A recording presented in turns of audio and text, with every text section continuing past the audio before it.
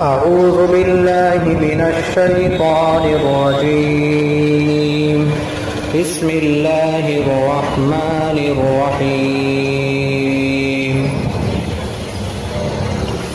القارعة ما القارعة وما أدراك ما القارعة يوم يكون الناس كالفراش المبثوث وتكون الجبال كالعهن المنفوش فأما من ثقلت موازينه فهو في عيشة راضية وأما من خفت موازينه فأمه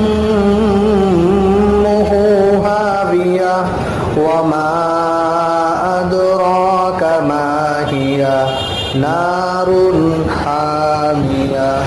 صدق الله العظيم.